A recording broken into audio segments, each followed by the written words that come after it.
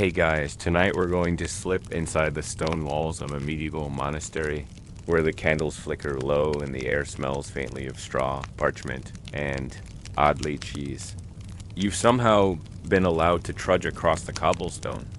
Courtyard in your rough wool tunic, sandals scratching your heels, heart thumping with curiosity about these men who spend their days in prayer and their nights, as you'll soon find out, tinkering with wheels of pungent, crumbly, and sometimes alarmingly greenish cheese. You probably won't survive this if you can't handle a bit of mold out, so. Before you get comfortable, take a moment to like the video and subscribe, but only if you genuinely enjoy what I do here. And drop a comment telling me where you're listening from and what time it is. I love seeing our sleepy little village stretch across time zones. Now, dim the lights, maybe turn on a fan for that soft background hum. And let's ease into tonight's journey together. You step through an archway into the monk's cloister, a square courtyard surrounded by worn stone walls. Vines cling to. The cold stone and the distant clang of a bell makes you flinch just a little. The monks here rise before the sun, long before you'd ever want to. They shuffle out of narrow wooden beds, hands folded in silent greeting. Their daily life revolves around prayers, tending gardens, copying manuscripts. But when your nose catches that unmistakable tang of cheese wafting from a cellar door, your curiosity wins. Legend has it, these monks first learned to make cheese because it kept their milk from spoiling during the long, hungry months. Historians still argue whether their methods came straight from Roman recipes or if they reinvented cheesemaking out of sheer necessity. Either way, monks became accidental innovators, poking at curds and whey while humming hymns, stumbling upon varieties nobody outside these walls had ever tasted. You trail behind Brother Anselm, whose robe is patched at the elbows and whose sandals squish in the morning dew. He gestures you to keep quiet. These halls are a place for whispered Latin, not gossip.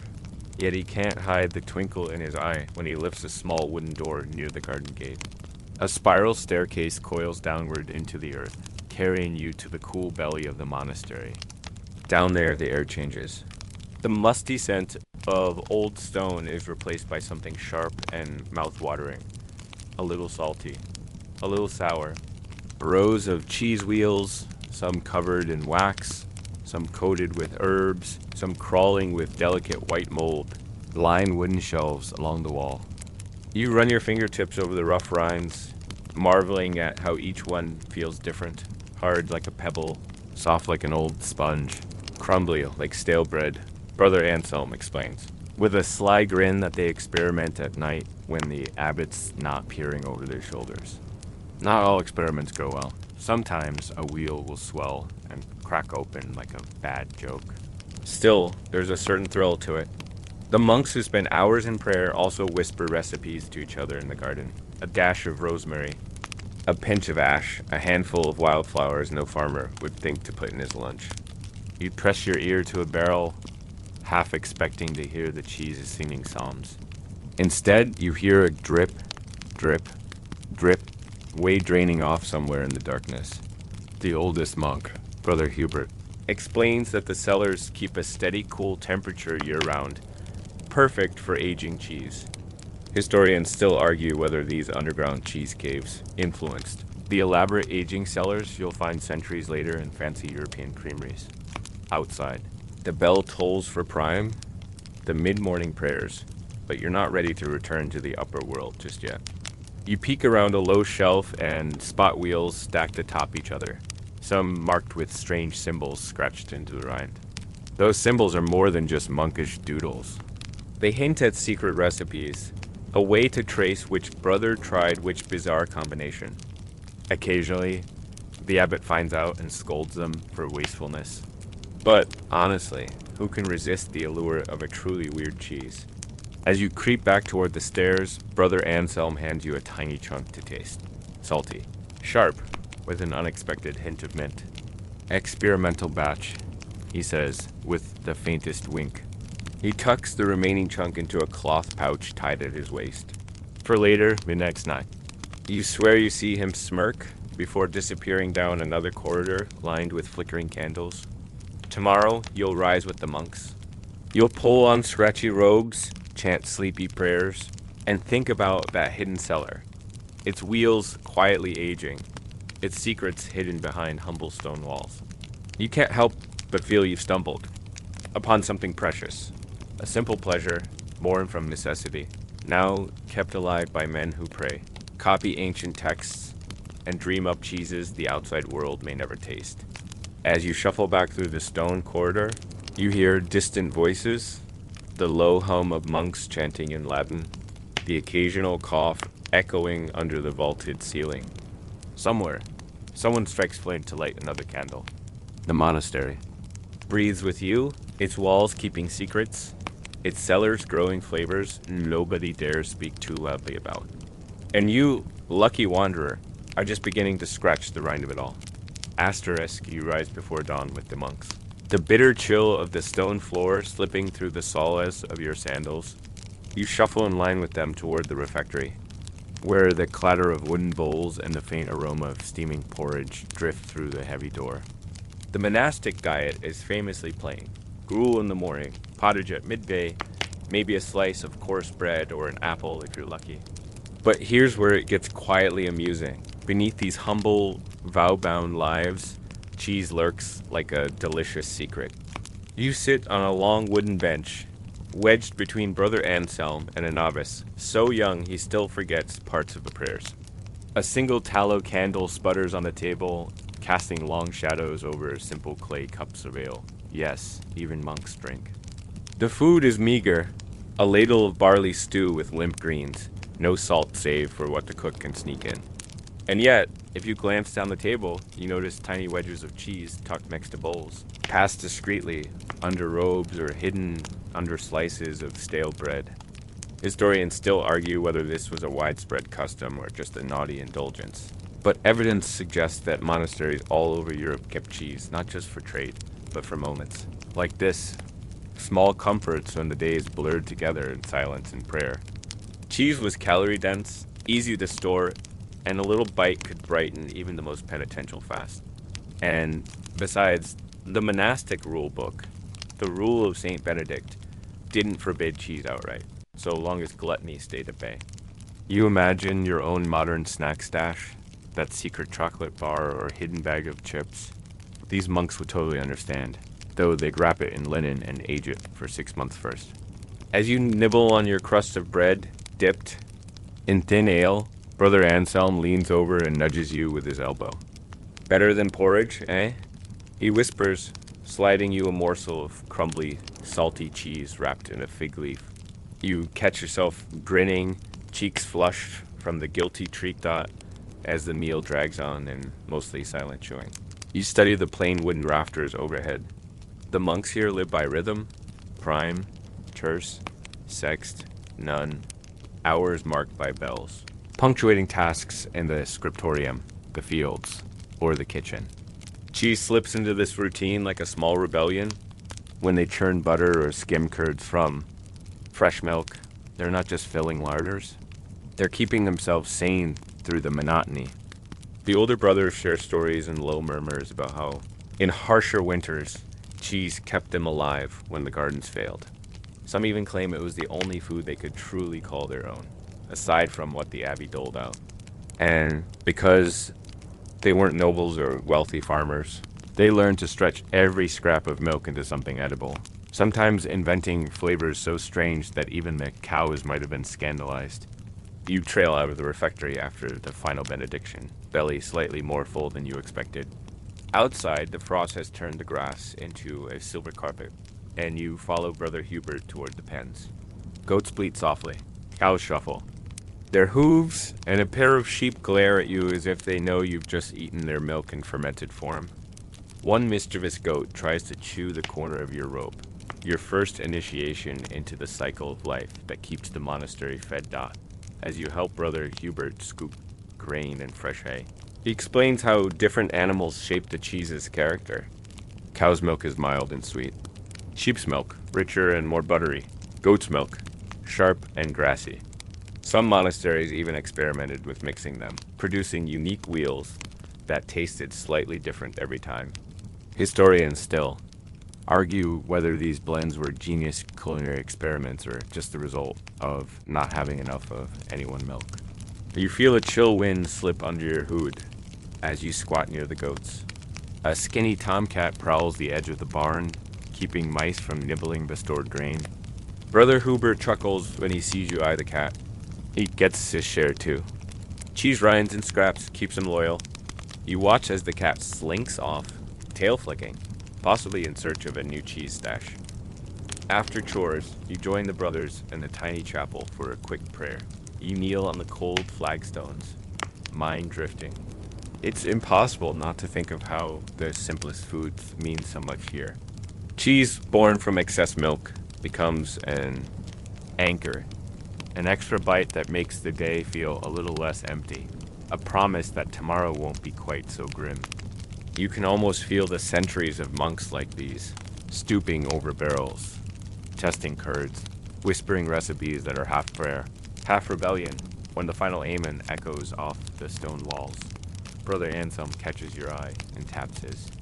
Knows with a wink, there's more to taste, yet more odd flavors, more hidden cellars, more secrets that the humble daily meal never reveals. You brush hay off your tunic, feeling a little more at home among these monks and their cheesy conspiracies. And as you step back into the courtyard, you realize, in this place, cheese is more than food. It's an everyday reminder that a quiet life can hold tiny, delicious rebellions. If you know where to look, got asterisk, the morning sun creeps higher, soft, gold pouring through narrow monastery windows as you trail behind Brother Anselm, toward a creaky door half hidden behind barrels of dried herbs. He pushes it open with a grunt, and you step into a low, arched passage that leads straight under the main building. Cool air hits your face, carrying a faint bite of ammonia, like stale hay mixed with a damp forest floor. The unmistakable smell of aging cheese dot these secret cheese cellars feel more like catacombs than a pantry. Rows of heavy oak shelves sag under the weight of wheels, browns, and lumps of cheese, each at different stages of becoming either edible delight or cautionary tale. You run your fingers along the stone wall, cold and beaded with moisture, and feel a thrill at the idea that beneath this peaceful monastery, a whole hidden world ferments in silence. Historians still argue whether these underground cellars were designed for wine first or cheese first, but given the monks' daily needs, cheese was the better bet for their survival. The constant temperature, the steady humidity, and the lack of sunlight create the perfect conditions for all sorts of beneficial molds to creep in and do their delicious work. Brother Anselm stops at a shelf lined with pale, fuzzy wheels that look like they belong more in a wizard's lab than a kitchen. He lifts one and taps it gently with the back of his knife. The sound is soft but hollow, a sign that the interior is ripening nicely. We call this the flower wheel. He murmurs, wild herbs pressed into the rind last summer. Tastes like a meadow after rain. Sometimes. He chuckles at your raised brow. Sometimes it just tastes like old socks, he adds. A soft joke, but you know there's pride in his voice too. Each wheel is an experiment, a testament to their resourcefulness and reckless curiosity, and sometimes their desperation. In lean years, monks didn't waste anything. They scraped mold off bread, reused whey for soup, even fed cheese scraps to pigs, who, in turn, made the best manure for the monastery garden. Nothing goes to waste when you're sworn to poverty. You pass a stack of small wooden crates stamped with curious symbols. A sun, a crescent moon, a single star. Brother Anselm explains that each brother's signature batch bears a mark, so they can test new techniques in peace without confusing their cheeses with others. Some symbols go back generations, carried forward like a family crest. You spot one wheel so speckled with mold that it looks like a mossy rock. Anselm taps. It sniffs and shrugs. It might be our new miracle. Or just compost. Historians still argue whether monks' boldest experiments were inspired genius or pure chance. You bend down to peek at a shallow pit dug right into the cellar floor. It's lined with straw and salted cloths, a natural brining pool where certain cheeses soak for days to form thick rinds. The brine smell pinches your nose a bit, but the monks swear it's what gives their harder cheeses that nutty kick. If you close your eyes, you can almost taste it, salty, earthy, with a whisper of barnyard funk. Not exactly bedtime snack fare, unless you're a medieval monk.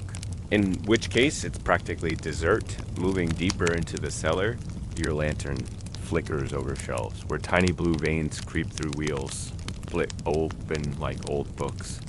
These mold-riddled varieties are prized for their sharp, tangy bite. A novice named Brother Peter is scraping a wheel's surface with a short, curved blade, carefully rotating it to ensure the mold grows evenly.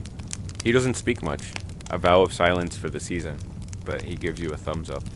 You stifle a laugh. Even the most devout can't hide their pride when a risky batch blooms just right as you linger. You notice how sound shifts in the cellar. Every drip of condensation, every creak of the wooden shelves feels louder down here. You imagine a monk, long ago, sitting in a corner with a candle stub, watching the cheese age as slowly as his own hair turned gray. Maybe that's the real lesson. Patience is both a virtue and a recipe. You glance over your shoulder and spot a row of cheeses wrapped in wax cloths, arranged like neat little pillows. Brother Anselm explains these are experimental batches with unusual ingredients, honeycombs, flower petals, even a touch of ash. Some monks learned these tricks from travelers who stayed the night, swapping stories and methods in broken Latin. It's a reminder that even within stone walls, ideas travel on footsteps and whispered words. You reach for one small wheel, lifting it to your nose. The aroma is sharp but strangely comforting, like wet hay on a warm day. You catch yourself smiling. There's something so human in this hidden cellar, a glimpse of humble rebellion, curiosity wrapped in linen and beeswax.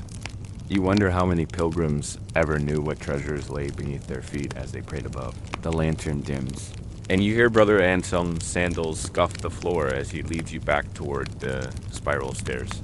Your eyes linger on the shelves, the rows of humble experiments stacked like forgotten dreams. You promise yourself you'll return. After all, these cheeses keep secrets. Secrets that only grow richer the longer they're left undisturbed in the darkness. You climb the steps into the dim corridor. The last scent of brined rinds and moldy rinds clinging to your robe. Outside. The bells toll again, calling the monks to the next task. But you can't help but imagine what strange new wheels are quietly blooming in that cellar, waiting for the day they'll be tasted. Or perhaps forgotten entirely. A perfect accident. Locked in stone and salt. You wipe your damp palms on your tunic as Brother Hubert waves you over to the pasture. Beyond the monastery walls, rolling fields spread out like a rumpled green quilt, stitched together by low hedges and narrow dirt paths. The soft bleating of goats, the distant lowing of cows, and the occasional huff of sheep greet you as you trudge through dew-soaked grass.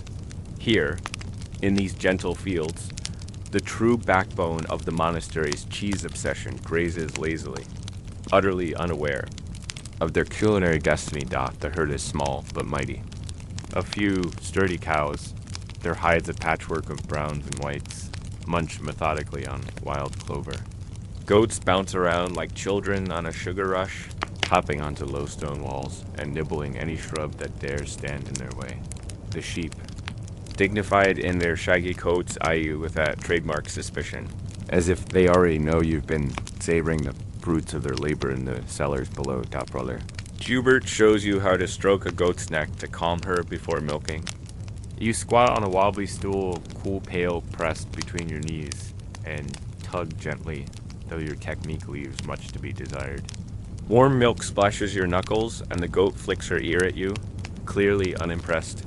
Brother Hubert lets out a snort. Don't worry, he says. We all started that way. Historians still argue whether monasteries preferred goats because they produce richer milk or because they were easier to manage than cows in small cloisters. You notice the grass here is unusually lush, dotted with tiny flowers, and Brother Hubert explains that the pasture is carefully rotated. If the goats eat too many buttercups, the milk sours, but clover and herbs makes the cheese sweet as summer. It's not just romantic monkish folklore either.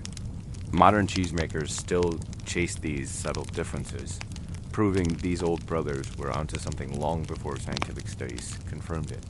Your knees ache from crouching, so you stand and wander a bit farther. You spot a few cows lounging. Under an ancient oak tree, tails flicking lazily. Their milk, Brother Hubert says, is perfect for softer cheeses, the mild, spreadable kind that pilgrims tuck into travel bread. He gestures to a fenced-off corner where sheep stand shoulder to shoulder, staring at you like a fuzzy jury. Their milk is richer, perfect for hard cheeses that can withstand long aging.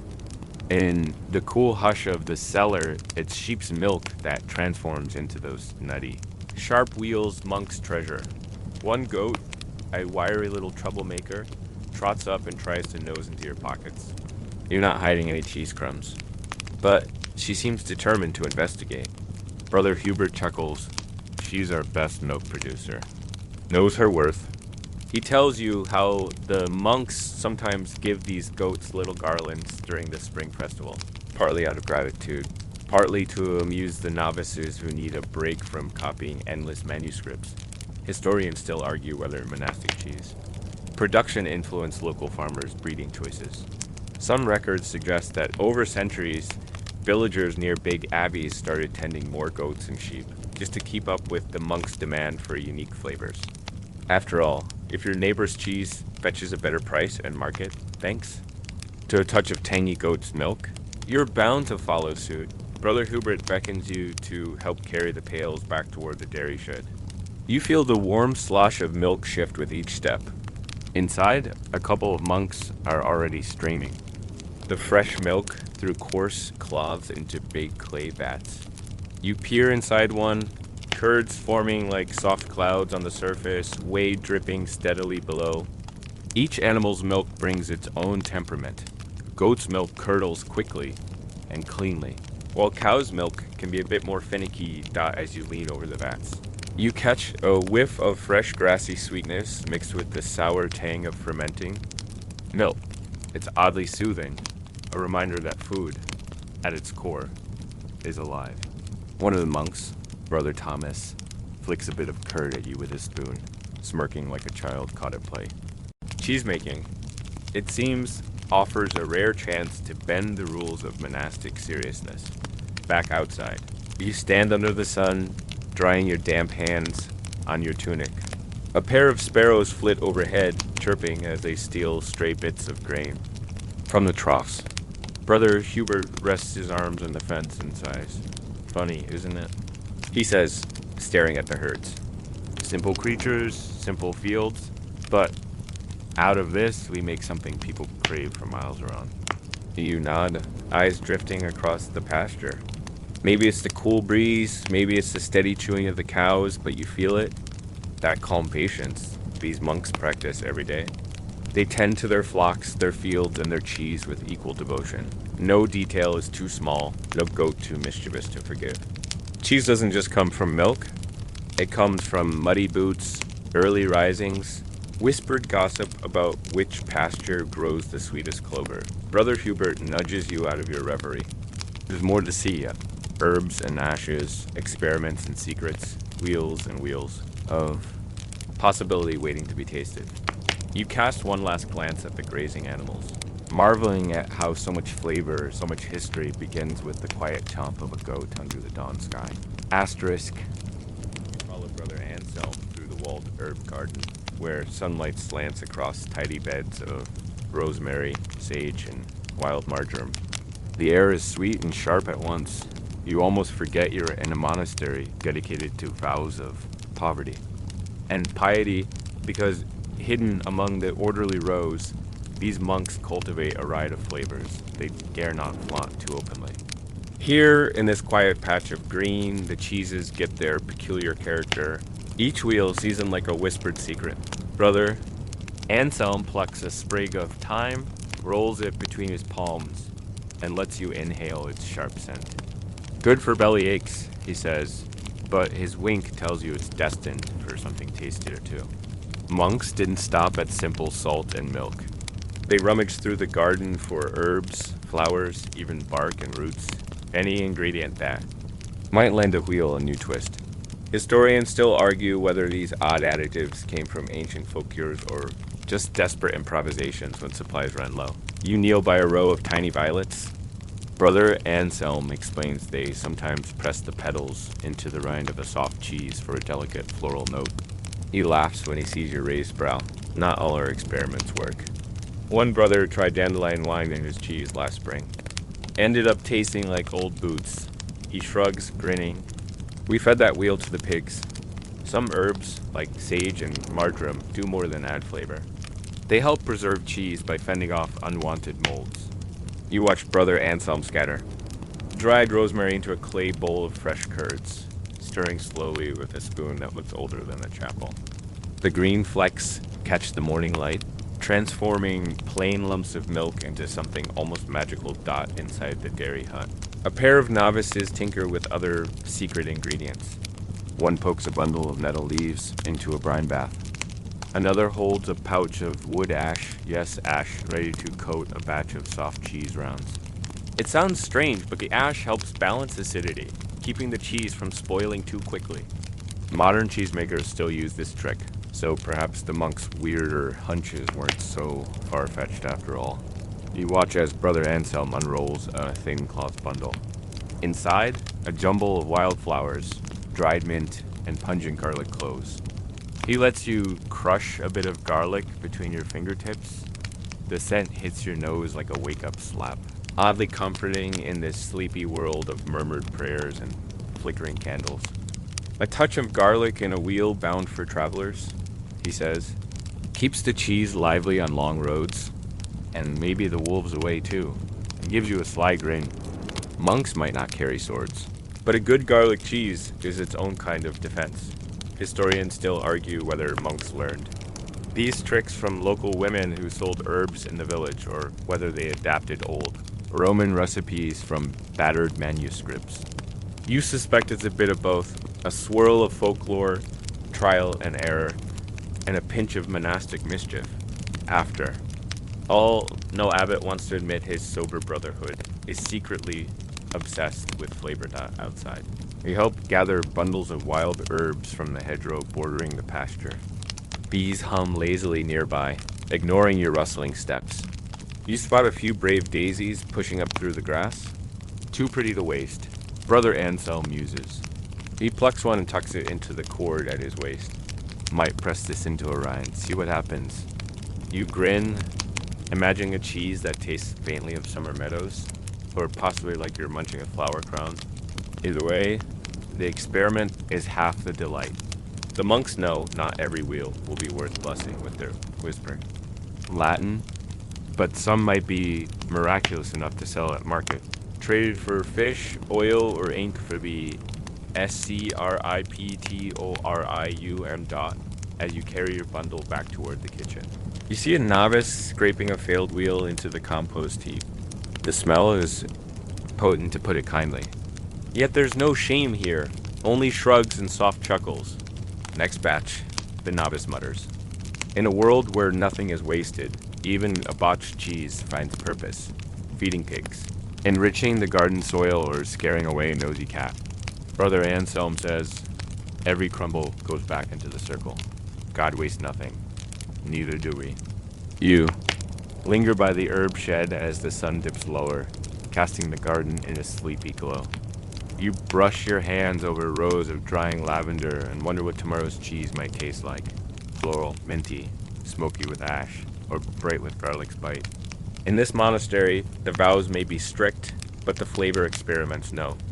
No bounds, a delicious contradiction that keeps you wandering deeper into their secret world. You follow Brother Anselm through the walled herb garden, where sunlight slants across tidy beds of rosemary, sage, and wild marjoram. The air is sweet and sharp at once. You almost forget you're in a monastery dedicated to vows of poverty and piety, because hidden among the orderly rows, these monks cultivate a riot of flavors they dare not flaunt too openly. Here, in this quiet patch of green, the cheeses get their peculiar character. Each wheel seasoned like a whispered secret.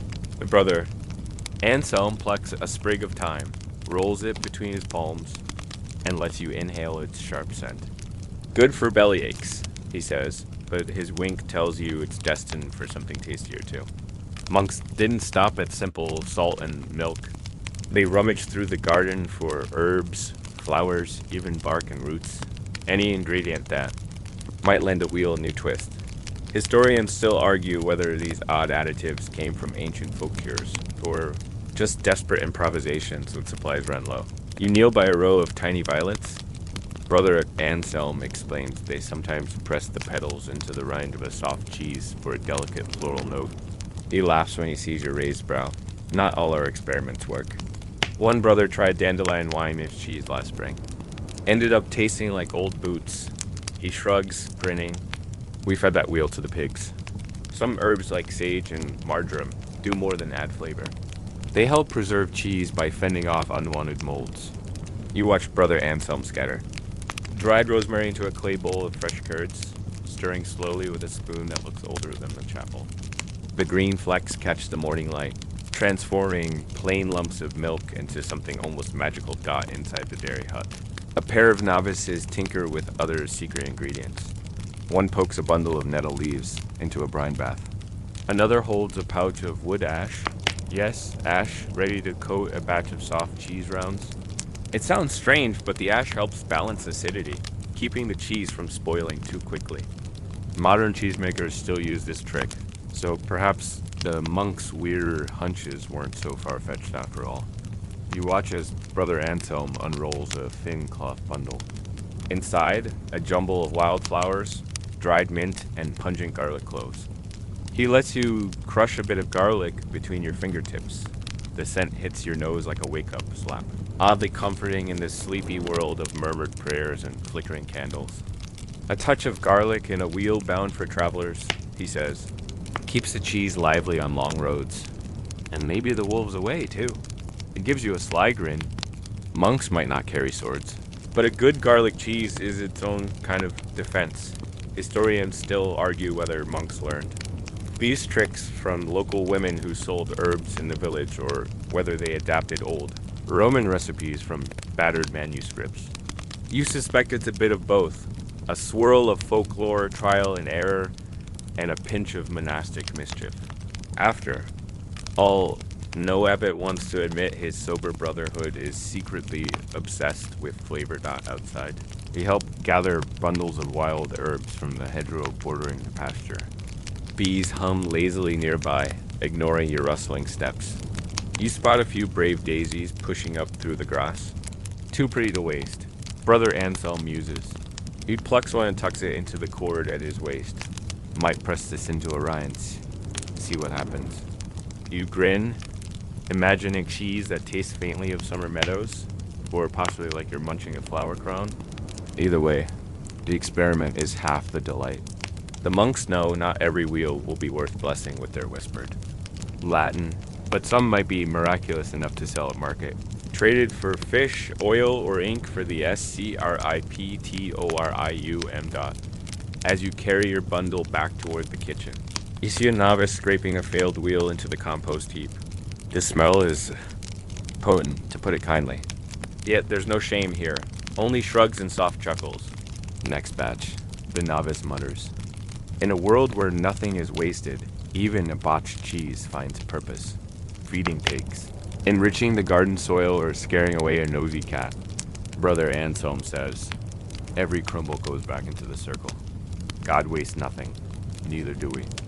You linger by the herb shed as the sun dips lower, casting the garden in a sleepy glow. You brush your hands over rows of drying lavender and wonder what tomorrow's cheese might taste like. Floral, minty, smoky with ash, or bright with garlic's bite. In this monastery, the vows may be strict, but the flavor experiments no.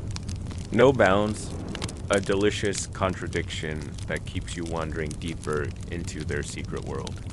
You find yourself standing near the monastery's low stone wall as a cart creaks in through the gate. It's pulled by a donkey whose ears flop lazily with each step. Perched on the cart are small barrels of fish, a bundle of rough wool blankets, and tucked away in straw, 3 wheels of that secretive, weird smelling cheese you first tasted in the cellar. Brother Anselm gestures for you to help him unload. As you heave the barrels down, you realize you're about to see how cheese does more than feed these monks. It buys them things they can't make themselves. Inside the cloister, Brother Hubert lays out the wheels on a wide plank table. He runs a damp cloth over their rinds, muttering about how appearance matters when you're trading with merchants. The cheese you thought was just a midnight snack is actually a prized currency, turned over in quiet transactions that keep the monastery stocked with everything from ink. For scribes to salt for preserving fish, historians still argue whether monastic cheese production was originally intended for internal use or trade. But surviving ledgers show that cheese, butter, and other dairy were common bargaining chips. The local villagers needed good cheese for their tables. Traveling merchants needed it for the road. Monks needed parchment, wine, fresh fish for feast days. Everyone got a little of what they lacked, as long as no one asked too many questions about the weirder varieties. You follow Brother Hubert and a novice to the village crossroads, where a small market bustles under a canopy of faded linen. Tarps. The air is alive with chatter and the brighty tang of salted herring. On one stall table, your monastery's cheese wheels sit alongside cabbages and dried apples. Brother Hubert leans in to haggle with a fishmonger whose beard is crusted. With sea salt, the conversation is short but civil. The monk's cheese is good enough to fetch 2 barrels of smoked eel, plus a promise for fresh trout come spring, a few paces away. You overhear a scribe from another abbey asking if they can barter for ink. He gestures to your wheels with an appreciative sniff. Not too strong, I hope, he jokes. Brother Hubert only raises an eyebrow. Some wheels, the ones too strange or potent, stay hidden back home for special feasts, or for daring novices to nibble when no one's looking. When the trading's done, you help load up the donkey again, now with small barrels sloshing. With brine fish, coils of parchment tied in twine, and a handful of precious spices. The donkey snorts as if he knows he's carrying a kingdom's worth of tiny luxuries back to the cloister dot as you trudge home behind the cart. Brother Hubert explains how these trades have forged bonds over decades. Local families trust the monks to keep their cheese pure. Well, purish, while the monks rely on villagers for news and the occasional secret ingredient. There's a story half-whispered that once a noble passing through tasted a monk's herb cheese and offered to build them a new wine cellar in exchange for a year's supply. Historians still argue whether that tale is true or just cheese-induced fantasy. Back inside the monastery walls, the monks gather in the cloister garden, inspecting the hall. A few chuckle over the fresh trout promised for Easter. Others marvel at the new stack of parchment rolls. Without their cheese, they'd still be scraping at broken tablets or scribbling prayers on reused scraps. A novice, no older than 16, lifts a corner of the wagon's burlap to peek at the leftover reels. He pokes one gently, as if it might bite. Brother Hubert catches him. "Be grateful, lad," he says with mock severity. "Your ink for next month's psalms came from that stink." The novice grins sheepishly. You can't help but grin too. The idea that is strange. Moldy wheel holds the power to turn goat's milk into illuminated pages, or a barrel of pickled herring is oddly comforting as dusk falls. You help carry the new goods to the storerooms. You spot Brother Peter stashing a small round of cheese near the kitchen hearth. He'll trade it tomorrow with a passing herbalist who knows where to find the rare blooms monks can't grow behind their walls.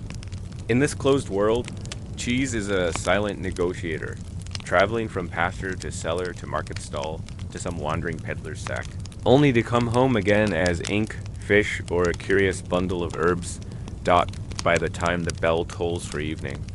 Prayers.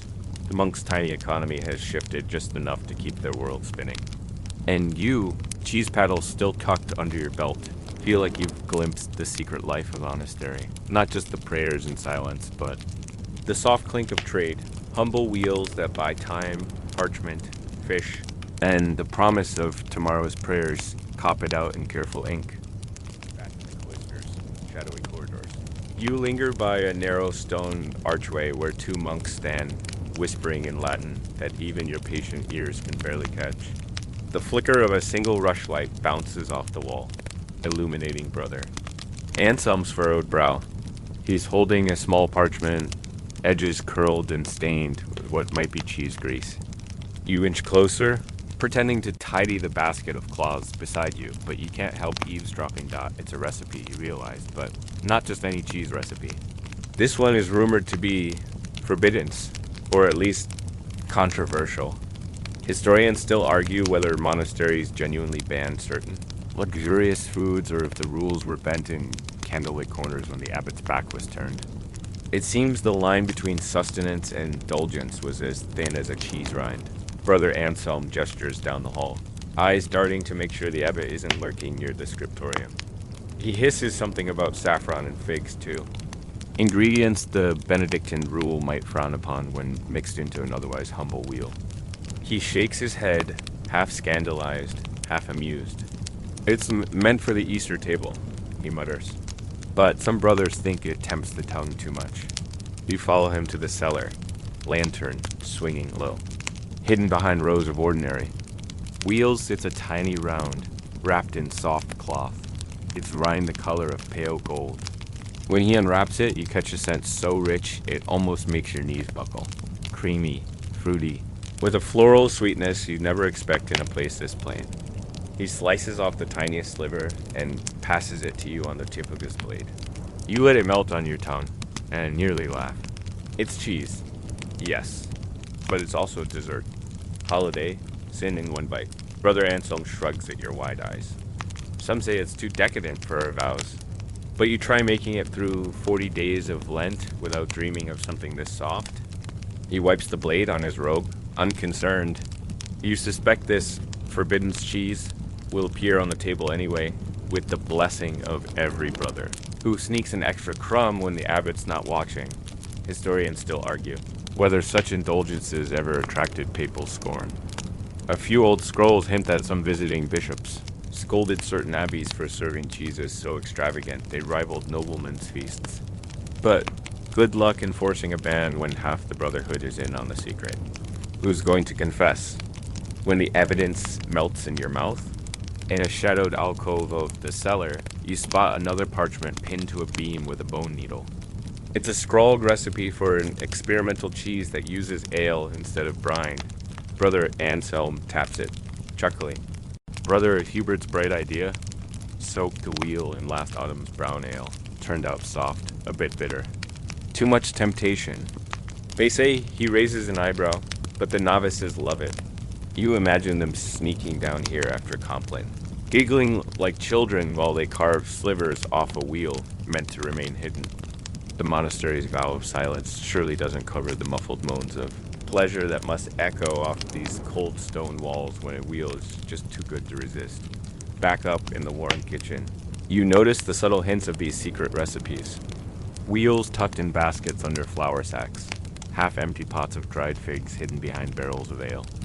Brother Thomas slides you a wink as he wipes a smear of something sticky off his habit. Preparation for Easter, he says innocently, or whenever the abbot turns a blind eye. The novices gather scraps to feed the pigs, but one boy breaks off a crumb of saffron cheese and tucks it into his sleeve. You pretend not to see. Who could blame him? In a world of cold stone floors, musty parchment, and endless prayers. A bite of forbidden cheese is a small rebellion, a reminder that these monks, for all their vows, are still human docked by the hearth. A group of older monks debate the line between sin and celebration. God gave us milk, says Brother Hubert, gesturing with a crust of bread, so surely he meant for us to use it well. Another counters, but he gave us our rule too. The conversation drifts into laughter when someone suggests the abbot himself has a hidden wheel in his private quarters. You catch Brother Anselm's eye. He doesn't deny it. Historians still argue whether the stricter abbots ever really cracked down on these indulgences.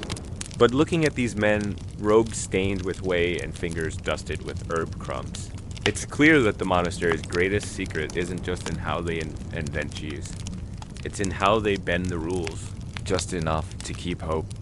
Alive through cold nights and long fasts, you slip out before the debate ends, heart warm from that stolen bite. As you step into the cloister, The bell tolls, and the scent of figs and saffron clings to your fingertips. In this place of stone. And silence, a forbidden wheel tucked away in a cellar, feels like the sweetest prayer of all.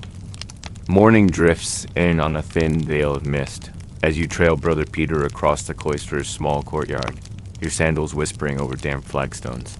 He gestures for you to follow him behind the chapel, where a wooden door creaks open into an odd, herb-scented corner of the monastery, the infirmary. Inside, the air hangs heavy with dried lavender bundles, sharp vinegar, and, to your surprise, the unmistakable tongue of aging cheese. Beds line the walls, each draped with wool blankets so scratchy you'd almost prefer the cold. A novice tends to an elderly monk's swollen foot, slathering on a paste that smells suspiciously like overripe dairy. You inch closer, nose wrinkling, and Brother Peter smirks at your expression. Soft mold mixed with crushed garlic and herbs. He whispers, "For wounds that won't close." Historians still argue whether these cheese-based poultices were genuinely effective or just desperate guesses by monks who blended culinary and folk medicine in the same mortar dot at the far end of the room. Brother Hubert stands over a vat of thin, sour-smelling liquid, leftover whey it seems. He dips a cloth into it and presses it to a novice's bruised arm. "Reduces swelling," he says with a wink. Who knew the same way that drips off your cheese press at dawn could end up on a bandaged elbow by dusk? In a corner cabinet, you spot small wheels of cheese wrapped in linen, marked with faint charcoal runes, not for the kitchen table, but for the apothecary shelf. Brother Hubert explains that certain molds, the ones that bloom blue or green on a neglected wheel, are sometimes ground into poultices for infected wounds. It sounds strange, but modern science would later discover these same molds have antibacterial properties? Maybe these monks knew more than they let on? Or maybe they just didn't mind taking chances when the regular salves failed. You trail your fingers along rows of tiny glass jars filled with honey, dried herbs, and resin. Beside them, tucked in like contraband, are scraps of crumbly cheese, floating in olive oil. "We call it the healer's bite," Brother Peter says, chuckling. "Eat a little when your stomach aches, or smear it on a sore tooth if you can stand the smell." He hands you a bit on the tip of his knife. It's pungent, earthy, and surprisingly mellow once the shock fades. Better than the so-called medicine you'd find in the village, you suppose. Historians still argue whether monasteries truly invented these cheese cures or simply recorded what farmers' wives already knew. Either way, where are the monks? Experiments spread, and travelers began bringing odd requests along with their prayers. A vial of holy water for a fever, a scrap of moldy cheese for a festering wound. You imagine pilgrims trudging away with a chunk wrapped in cloth, pressing it to a sore knee by firelight in some distant forest dot at the workbench. Brother Hubert pounds dried herbs with a stone pestle, humming a psalm under his breath. You watch him sprinkle crumbs of aged cheese into the mortar. Bit of sage, bit of garlic, bit of mold, he mutters, and a prayer it doesn't kill the poor soul. His grin is equal parts gentle sarcasm and sleepy confidence. This is the art of healing when your medicine cabinet is your larder dot near the hearth. A novice lifts a pot of steaming whey to the window, letting it cool before mixing in honey. And lemon balm. He explains that the drink soothes upset stomachs and coughs, a gentle tonic after a hard day in the fields. You sip from a cup when he offers it, tangy, slightly sweet, with a warmth that settles in your belly like an old blanket. The scent of cheese still clings to everything. Bandages, herbs, wooden bowls. It's strange but comforting, a reminder that even the simplest food has more than one life here. These monks don't just eat cheese. They trust it to fight off fevers, to soothe burns, to mend the cracks left by long hours bent over prayer. And parchment dot as you leave the infirmary. You notice a slip of parchment pinned to the door, a list of herbs that need gathering before the next frost. Mint thyme, marjoram, all flavors you've tasted in the cellars. But here they take on a second duty, proving that in this monastery, boundaries between food and cure blur as easily as curds and whey. Outside, You stand for a moment, breathing in the crisp air. The same goats and cows you helped milk days ago are responsible for more than your full belly. They're part of a quiet healing tradition, stitched together by faith. Trial and error, and the belief that a moldy wheel in the cellar might hold a small miracle. You catch Brother Peter's eye through the infirmary window as he wraps a wheel in cloth. He lifts it like an offering, half joke, half blessing dot in his place. Even the strangest cheese is never truly wasted.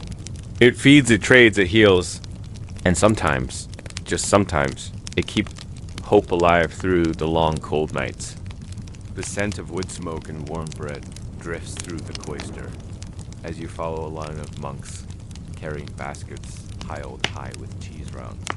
It's late autumn now, the sun dipping low behind the orchard wall. Tonight is no ordinary supper. Tonight, the monks gather for a saint's feast, a moment when even their humble vows make room for celebration. And the strangest cheeses finally have their moment to shine, Doc Brother. Anselm catches your wide-eyed stare as he hefts a wheel nearly, the size of your head onto a long trestle table. We save the good ones for days like this, he says, wiping sweat from his brow with his sleeve. He nods at a novice who's arranging smaller rounds in a careful spiral, each sprinkled with herbs or wrapped in fresh leaves. The effect is oddly beautiful, a patchwork quilt of creamy whites, crumb-speckled blues, and soft yellows. Historians still argue whether these feasts were excuses for the monks to loosen their belts or genuine acts of gratitude. Probably both.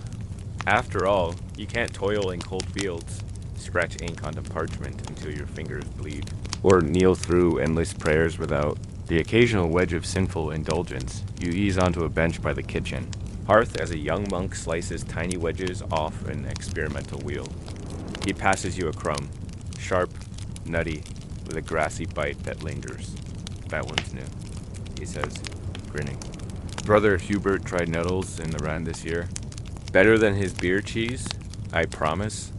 You nearly choke on your bite, laughing at the memory of that infamous ale-soaked wheel. Candles flicker along the refectory's stone walls, their wax dripping in lazy spirals. In the center of each table stands a stack of round loaves, bowls of dried fruits and jugs of thin ale. But the cheese, oh, the cheese, is the real star tonight. Wheels perched on wooden boards, wedges arranged like edible altars, some cut into meat cubes, while others ooze gently onto fresh bread dot as the monks file in. Their robes brushing the cold flagstones, you catch snippets of quiet banter. Save me a slice of the rosemary rind. Did you hide the good one under your cloak, Brother Ansel? Even in this place of vows and whispered prayers, cheese breaks down walls faster than a sermon ever could. The abbot enters last, his sandals scuffing the floor. He pretends not to notice the novice who tucks a chunk of saffron cheese under the table for later. You suspect he remembers being that hungry novice himself, hoarding a crumb or two to savor alone by candlelight. As everyone settles, a hush falls. The abbot murmurs a short blessing, thanking the saints for goats, cows, sheep, the hands that milk them, and the patient souls who stir, press, and age each round. May our feasting remind us of the small graces, he says, and of our vows to share these blessings wisely. His eyes twinkle when they land on Brother Hubert, who's already carving off a generous slice for the infirmary keeper. Small rebellion, small mercy. You sit sandwiched between Brother Peter and an elderly monk whose beard looks dusted with flour. He nudges you, pointing his knife at a dark, crumbly cheese that smells faintly of smoke. Try that one, he wheezes. It's older than some of these novices. You nibble it and feel warmth bloom in your chest. Sharp, earthy. A touch of the woods on a frosty morning. A novice dashes in with a clay dish piled high with honeycomb shards. He drizzles golden threads over a soft, bloomy wheel that nearly collapses under the sticky weight. Brother Peter dips his bread into the mess, sighs like a child, and nudges you to do the same. Sweet, salty, creamy, you can't help but close your eyes as the flavors settle on your tongue. Historian still, argue whether these saints' feasts blurred the line between necessity and indulgence too much. But as you watch these men break bread, trade jokes, and tuck slivers of cheese into each other's sleeves for later, it's clear that a simple wheel of cheese can stitch a fragile community together.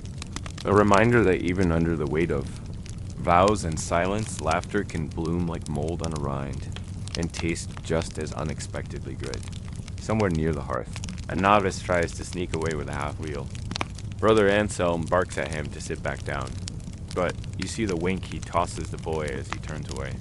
There will always be extra crumbs for those who need them most. You lean back, belly warm, mind drifting as the candle flames flicker lower. The chant of soft prayers mixes with the hum of contented voices. This cheese, born from patience, curiosity, and a bit of rule bending, now fills the room with something richer than calories. It feeds hope, mischief, and gratitude in equal measure as the meal winds down. Brother Peter slips you a final wedge wrapped in a fig leaf. For later, he whispers. You grin, slipping it into your sleeve, already tasting tomorrow's secret midnight bite. You wake before dawn the next morning, your stomach still pleasantly heavy from last night's feast, though you swear you can still taste that sticky wheel dripping with honey. You shuffle down the corridor, feet scuffing the cold stone, only to find the courtyard alive with hushed voices. A handful of monks stand in a tight circle, robes pulled tight against the chill. You catch snippets of words, Brother Cedric, confession, simple cravings. It seems last night's indulgence has stirred more than just sleepy smiles. You edge closer, careful not to catch the abbot's eye. Brother Cedric, a round-cheeked monk whose habit barely covers his belly, wrings his hands as he explains that he may have borrowed an entire wheel meant for the infirmary. He'd hidden it under his straw mattress, only to wake up with mice feasting on the rind. The other monks listen with faces half hidden by hoods, some stern, some clearly trying not to. Laugh. Historians still argue whether monastic rules about gluttony were actually enforced or simply repeated, so often that no one dared push their luck too far. But here you see it firsthand, a monk's craving for cheese spun up into whispers of sin and confession. One brother crosses himself dramatically when Cedric admits he once sneaked out to the cellar at midnight for a wedge of ale-soaked cheese. Brother Hubert mutters, "Who hasn't?" Under his breath, the abbot sighs, pinching the bridge of his nose. He reminds them that cheese is a gift, meant to nourish the body, not tempted toward ruin. But you suspect even he knows that line, as thin as melted butter. He assigns Brother Cedric extra prayers and a week of cellar duty, scrubbing moldy shelves and chasing off rodents. And the abbot says, voice echoing off the cloister walls, "You may not taste a single crumb until your penance is done." Brother Cedric's shoulders droop, though you swear there's relief in his eyes. A few monks slip away before they burst into giggles. Even in this world of whispered Latin and solemn vows, the temptation of cheese, especially the weird, extra indulgent wheels, makes grown men sneak through stone corridors like guilty children later that day. You help Brother Anselm wash the cellar floors. He tells you stories as he scrubs, voice low and conspiratorial. You know, once there was a rumor that certain cheeses made the brothers dream strange visions. He raises his brows as if daring you to laugh. One brother swore he saw St. Michael himself dancing on a wheel of blue mold. You bark out a sleepy chuckle. Historians still argue whether these tales were jokes or earnest warnings, whispered to scare novices into moderation as you rinse the cloths. You overhear another brother gossiping that too much cheese makes one slothful, lustful, even prideful. Brother Anselm snorts. Or it just makes you fat and happy. He flicks a drop of whey at you, and you dodge, nearly slipping on the wet flagstones. While you stack wooden planks near the brining pit, you spot Brother Cedric in the corner, scrubbing mold from the cellar walls with grim determination. A novice slips him a crumb when no one's looking, a crumb that disappears into his sleeve before the abbot passes by. Even penance can't quite squash the longing for a taste of soft, creamy sin. Outside the cellar, you follow Brother Hubert to the Scriptorium, parchment clutched under his arm. He points out marginalia in an ancient text, tiny doodles of monks, cows, and wheels of cheese tucked between prayers and psalms. A little reminder, he whispers, that too much cheese can lead you astray. Or perhaps that it makes life just a touch more bearable. You wander through the cloister garden at dusk, hearing soft snatches of whispered penance drifting from the chapel. Brother Cedric's voice, raspy from reciting prayers, drifts into the darkening air. You can almost see him, head bowed over a candle, stomach growling, mind replaying the taste of the wheel he lost to the mice. Perhaps he's praying for strength. Or perhaps he's planning his next midnight trip to the cellar once his week is done. Historians still argue whether these rumors of cheese sins were exaggerated morality tales or simply a clever way to keep gluttony in check. But watching the flicker of candlelight through the chapel window, you know one thing for certain: no rule, no matter how strict, can entirely extinguish the longing for a good, strange wheel of cheese, especially in a place where temptation ages as quietly as the mold in the cellar. You wander back to your little straw bed, that fig leaf wrapped wedge still tucked safely under your blanket. You can't help but grin. If the monks can steal a bite now and then, even if they must, whisper confessions come dawn, then maybe, just maybe, you can savor yours too. Tomorrow's prayers will forgive you. A pale dawn breaks over the orchard wall as you wake to the soft clatter of buckets being dragged through the courtyard. Today, Brother Anselm promised to show you how some of the monastery's strangest and most beloved cheeses were never meant to exist at all. You pad across the damp stones, pulling your cloak tighter, half expecting to find some grand plan behind every wheel, only to learn that more often than not, the best wheels come by pure, delicious accident. You join Brother Peter by the dairy shed, where a half-smashed barrel leaks curds and whey onto the straw floor. Dropped it last week. He shrugs, poking at the mess with a stick. We just scooped it up, packed it into a cloth, and hoped for the best. He gestures to a rough lump tucked under the shelf, now sprouting delicate white mold like a fuzzy blanket. You can't help but laugh. This so-called accidental cheese looks questionable, but smells faintly nutty and sweet. Historians still argue whether the most famous monastic cheese recipes began as carefully recorded experiments or fortunate mishaps. Anselm's eyes twinkle when he tells you the tale of a wheel forgotten behind the cellar's stairs for an entire season, only to be found by a novice, who braved the taste and declared it miraculous. He lived, so we made more. Anselm chuckles. Bit risky, but worth it. Inside, you find a monk leaning over a cracked clay pot, scooping soft curds that formed overnight when a pail of milk was left by the hearth. Too close to the fire, the monk says, flicking a curd at you playfully. Makes it warm up, separate all wrong, sometimes awful. Sometimes he pops a piece in his mouth, chews thoughtfully, and grins. Sometimes wonderful. You follow the trail of quirky mishaps through the shed. A wheel that picked up wild blue mold when a drafty window refused to close. A batch that curdled too fast because someone tossed in too much rennet. A tiny round that fell into a brine.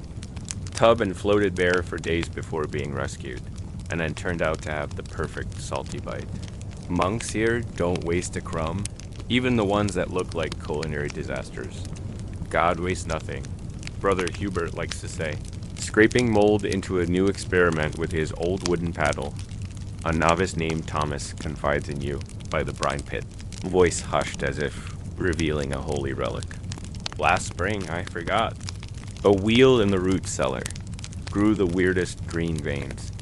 Abbot said it looked like the devil's bread, but tasted like heaven. He winks, tucking a scrap into your palm as if you're co-conspirators in some delicious crime. You help wash. Down the tools, bent knives, curd paddles, stone weights stained with whey. Each bears the marks of countless accidents, the chips and worn spots that prove no batch ever goes exactly to plan. Historians still argue whether these monks wrote their failed recipes down or guarded them like secrets passed by word. Of mouth in the garden after prayers, maybe both. Or maybe some batches were so odd they dared not admit to them at all. Outside the shed, Brother Anselm leads you to a small patch of garden where they bury wheels in straw for the winter. Keeps them from freezing, he says, nudging one with his foot. Sometimes a fox finds them, drags them halfway to the orchard. Those we just gather up, wash off, and taste. A little forest adventure makes a cheese interesting. You can't tell if he's joking, but the glint in his eye says he hopes you'll believe him either way. Back in the cellar, you run your hand along a shelf lined with tiny, lopsided rounds, marked with charcoal scribbles, the monk's version of sticky notes. Each scribble tells the story, cracked open, too dry. Goat escaped, makes milk. It's like reading a diary of beautiful mistakes. Each one waiting to surprise someone willing to taste with an open mind. Brother Peter sets a wheel in front of you.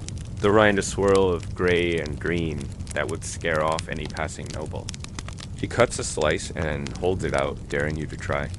It's sharp, creamy, and slightly sweet, with a whisper of meadow flowers, nothing you'd ever find on a merchant's stall. You close your eyes, letting the flavor settle on your tongue, and wonder how many other happy accidents lie hidden in the shadows of this monastery. Historians still argue whether monastic cheese mastery came from prayerful discipline or sheer stubbornness in the face of sour milk and runaway goats. Watching Brother Anselm nudge a crumb under a shelf for the mice, you suspect it's both.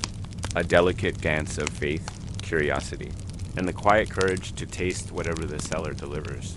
Outside, the bells toll for sext, calling the monks to pause their work. You slip a tiny accidental wedge into your pocket, grinning. In this place, the best things happen when no one is trying too hard. A little mold, a dash of luck, and the patient willingness to let mistakes ripen into something you'd never dared dream up on purpose. By now, you know the monastery's winding paths like the lines on your palm, the garden's herb rows, the pasture's muddy gates, the musty cellar shelves lined with wheels that seem to breathe secrets through their rinds. But this afternoon, Brother Anselm leads you down a narrow track past the orchard wall, where the horizon stretches wide with rutted roads and distant hills. Here, outside the protective stone, you'll hear how these peculiar cheeses travel far beyond these cloistered walls. The monks gather at the gatehouse, baskets packed tight with wheels wrapped in waxed cloth and fig leaves. Each spot familiar. Shapes. The soft, pale round with rosemary pressed into the rind. The crumbly blue that once dripped down your sleeve during that midnight snack. Brother Peter grins as he ties the last bundle with a frayed rope. Pilgrims, he says. They carry our cheese to every corner of Christendom. Historians still argue whether pilgrims discovered these wheels by chance, or if the monks offered them as quiet bribes to ensure safe passage and good words spread abroad. Either way, cheese makes its way into pouches and satchels, tucked alongside bits of bread, dried apples, and tiny cloth bottles of cheap wine. You watch a pair of weary travelers arrive at the gate. Their cloaks are threadbare, boots crusted with mud from weeks on the road. Brother Anselm greets them with a warm nod, slipping a small wheel into one man's hands. For the road, he says, as if this simple cheese might bless the solace of their feet as much as their bellies. The pilgrims share tailies as they eat. You crouch near the fire pit, gnawing on your own crumb of sharp, mint-flecked cheese, listening as a woman describes a distant abbey where a wheel just like this fetched her shelter on a stormy night.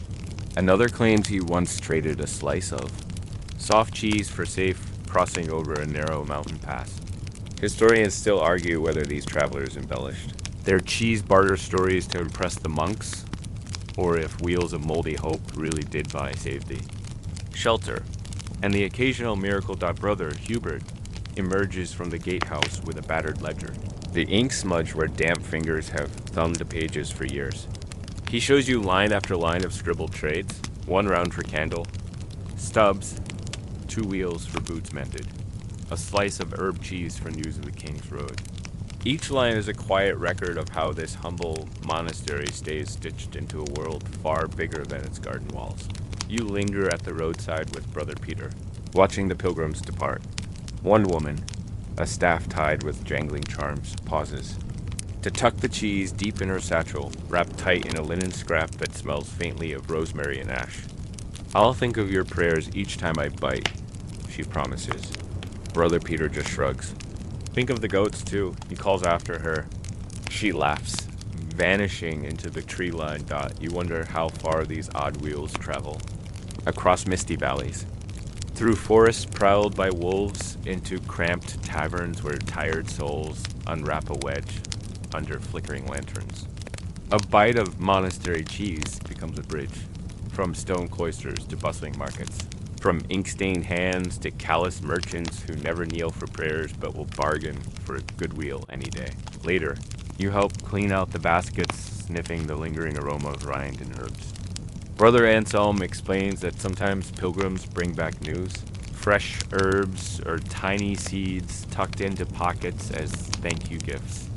One old scroll tucked under his arm even mentions a Moorish merchant who traded a bag of rare saffron for a taste of Monk's blue vein cheese. Historians still argue whether that tale is truth or monkish legend, told and retold under the flickering rush lights dot as dusk falls. The monks gather in the courtyard to share the day's stories. A novice puffs out his chest, boasting he slipped an extra wheel to a limping old man who blessed him in 6 languages. Another brother confesses he once found a scrap of their cheese wrapped inside a soldier's cloak at a battlefield camp. "Kept him alive through winter," he said. "Or maybe just hopeful," the brother adds. Eyes crinkling in the candle glow, you lean against the cold stone wall, warm from the memory of these tales. In this quiet place where prayers echo off centuries old. Arches, you see how the simplest wheel can carry comfort far beyond these cells. Not just food for monks with empty stomachs, but a small, edible promise that something good, something soft, sharp, and strangely sweet will find you. Even on the longest road, when the bell tolls for Compline, you follow the brothers. Inside, your mind filled with images of travelers crunching across snow-dusted fields, clutching these cheeses like pocket-sized blessings. You vow to tuck a piece into your sleeve tonight, just in case you too must walk a dark road someday, with only a wedge of weird monastic cheese to keep you company. The next morning you wake to the hollow echo of the abbey bell, but something in its tone feels different, heavier somehow, as if even the stones sense that things are changing. When you step into the cloister courtyard, the monks stand in. Small clusters, robes pulled tight against the wind. A cold breeze carries the scent of dying fires and damp earth. Brother Anselm's shoulders sag as he stares at the empty barrel stacked by the wall. "Fewer wheels this year," he murmurs, his voice barely above a sigh. You follow his gaze to the cellars, where rows of shelves sit partly bare. The experimental wheels still slumber in the shadows, but the steady, reliable rounds, the ones traded for ink, fish, and wool are fewer, patched together by the last dribbles of milk from goats that grow thin on pasture. That's been grazed too short. Historians still argue whether it was the endless wars, punishing taxes, or the rise of merchants who sold factory-made cheese that slowly choked the life out of monastic dairies. Maybe it was all of these. Or maybe the monks simply lost the taste for constant worry about stolen wheels, secret recipes, and midnight confessions. There are records of some abbeys selling their entire herds, letting the pasture grow wild again rather than fight battles with kings and tax collectors, who demanded a cut of every crumb. Brother Hubert kicks at a stone near the garden wall. He tells you how a band of soldiers once raided the monastery during a skirmish between petty lords. They tore into the cellar not for gold or relics, but for wheels of aging cheese. Ransacked 3 seasons' work, he mutters. Left. The books took the cheese. He laughs, but it's a hollow sound, more memory than mirth. You help gather the goats in from the pasture. Their ribs show through patchy coats. One limps behind the rest, the cold seeping into her bones. Brother Peter rubs her nose, voice soft, as he promises the scrawniest ones a few more weeks in the shelter. The sheep, too, stand huddled under the old oak, as if they sense the monks can't spare many scraps of grain this year. Inside the dairy shed, you see signs of this slow decline. The brining pit is dry in places, caked with salt crystals that haven't been replenished. The curd knives sit idle on their hooks, their edges dull from disuse. A novice scrapes old rinds from the bottom of a barrel, more compost than cheese now. He catches your eye and shrugs. No milk, no wheels. Brother. Anselm gestures for you to follow him to the scriptorium. There, amid the piles of parchment and ink pots, a handful of ledgers lie open. Lists of debts, bartered goods, and unfulfilled trades. Promises for fish and parchment never kept, because the cheese never came. Too many mouths beyond our walls, he murmurs. Too few goats, too many soldiers with empty bellies, and sharp swords. Historians still argue whether these little crises added up to ruin, or if monasteries simply turned their attention to other trades, brewing, scribing, selling relics to gullible nobles. But you can feel it here, in the hush that fills the dairy where once there was laughter and the sharp tang of whey bubbling in the vats. The echoes remain, but the warmth is thinning. In the cloister garden, you find Brother Hubert kneeling by. A row of mint and rosemary. He rubs a leaf between his thumb and forefinger. The scent filling the air, a faint reminder of those wild experiments that made your eyes water and your mouth sing. These two, he says, voice distant, fewer. Herbs to spare, fewer hands to gather them. At supper, the refectory table looks oddly bare. A few small rounds of cheese sit beside the bread, enough to remind the brothers of what they're losing, but not enough to trade or hoard. No honeycombs dripping over soft wheels tonight. No sly winks as novices slip wedges into their sleeves. Just a quiet bite, a soft chew, and a hush that lingers like a final prayer. Brother Anselm raises his cup of thin ale, voice steady but eyes shining in the candlelight. For what we've made, he says, and what we might yet save. He looks down the table, at novices who've never tasted the saffron wheel, at old monks who remember the best cellars now locked and empty. You close your eyes and taste. That last crumb on your tongue, salty, grassy, sharper than usual. Maybe it's your imagination, but you swear it tastes a little like grief, too. A quiet bite of a world you've walked through for days now, watching it age, just like the wheels in the dark cellar. Historians still argue whether the art truly vanished, or just hid itself in the hills, passed quietly from monk to farmer. Mother to daughter, waiting to bloom again. Maybe one day it will. But for now you feel the weight of this slow fade, a tiny empire of flavor, crumbling under boots, taxes, and the hunger of a world too big to care for the small miracle of a single moldy wheel. When the last candle flickers out, you stand in the doorway, listening to the echo of footsteps fade down the stone hall. Even the silence feels different tonight. No soft jokes about forbidden batches. No rustle of scraps tucked into sleeves. Just the promise that tomorrow will bring whatever milk the thin goats can give, and the hope that one wheel, just one, might still be enough to keep the story alive. You rise before dawn once more, the chill clinging to your sleeves as you follow Brother Anselm down the cellar steps. The air down here feels heavier today, as if the stone walls are breathing a slow farewell. You stand together in the half-light, looking over the shelves lined with the last of the monastery's weird, wonderful wheels. Funny thing, Anselm murmurs, running his palm over a rind dusted with rosemary sprigs. Some of these will outlast us. You can see it, the cellars, growing quiet as the fields outside empty of goats and the dairy paddles go dry. But down here, the wheels slumber on, each one a crumb of story pressed between stone and straw. You pull out a round you remember from your first night, the flower wheel, bright with wild herbs pressed into its rind. It smells earthier now, more pungent, the meadow sweetness giving way to a sharper, braver bite. Historians still argue whether these odd recipes ever truly vanished, or if some farmer's grandson smuggled the secrets out tucked in his coat. You hope so. It would be a shame for this strange choir of flavors to disappear into the damp forever. Brother Peter joins you, holding up a half-cracked wheel you know all too well. The ale-soaked experiment that sparked so many cellar confessions. He laughs, soft and wheezy. Still stinks, he says. But it tastes better than it should. He snaps off a crumb and hands it to you. It hits your tongue like a whisper from every novice who snuck into the cellar. Every monk who bent the rules for one more taste dot as you pass along the rows. You spot small scrawled marks in the wood, tiny drawings of goats, vines, moons, left behind by long-gone hands. A quiet reminder that these cellars were never just for storage. They were for daring, for mistakes turned to miracles, for the secret sweetness of breaking a vow when the moon was high and the abbot snored in his narrow bed.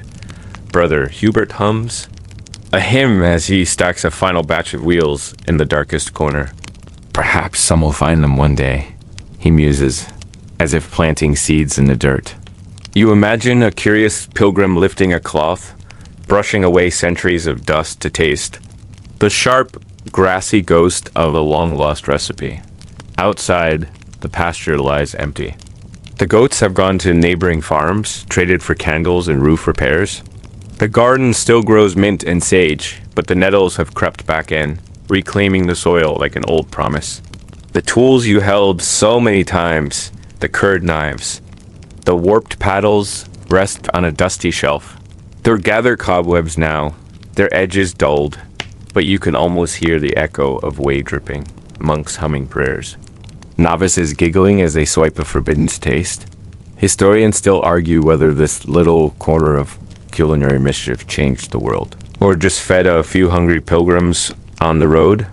But standing here, breathing in the cellar's cool, salty tang, it changed these brothers. It gave them a spark on cold mornings, a secret on quiet nights, a reason to gather close when the world pressed too hard at the walls. Brother Anselm pulls a small wedge from his sleeve. The last crumb from a cracked wheel you helped brine weeks ago. He breaks it in two and presses half into your palm. Go on, he says. Taste the last of it. Carry it with you. You close your eyes, savoring the creamy crumble that spreads across your tongue like a story, half told, half forgotten. You step out into the courtyard, cheese still melting in your mouth, watching the mist curl over the garden wall. The bell tolls for prime, but the cellars stay silent now, save for those few wheels sleeping on, waiting for anyone brave enough to lift the cloth and taste a memory. You find a quiet bench, settle into the rough stone, and feel the dawn settle across your shoulders. Maybe one day someone will stand in a field with a goat and think, I could do something strange with this milk. Maybe they'll remember the monks who wrapped herbs in rinds, who soaked wheels in ale, who whispered their sins and then shared a crumb under moonlight dot. And maybe if they listen closely, they'll hear the soft laughter that once filled these damp cellars. Echoing still in every bite dot asterisk, the courtyard fades into dusk. The monastery stones sighing in the cooling air. You rest there a little longer, letting the last flavors linger on your tongue like an old lullaby. Each crumb a soft echo, goats grazing under dawn mist, monks slipping past the abbot's door with a wheel wrapped in the fig leaves, novices scribbling secret recipes in the margins of their psalms. You breathe in slowly, tasting the quiet on your lips. A quiet stitched together by prayers and laughter, by patience and a touch of mischief. The cellars behind you hold their hush now, shelves bare in places but not empty of memory. The last wheels sleep on, tucked in straw, waiting for some distant day when curious hands might find them once more. Your eyelids grow heavy. You can almost feel the flicker of rush lights in the dark corridors, hear the soft drip of whey into brine, the creak of the old presses groaning under stone weights. The world spins slower here. Time folds in on itself like cloth wrapping, round too precious to eat all at once. If you listen, you'll hear the gentle murmur of monks' voices carried in the cool stone.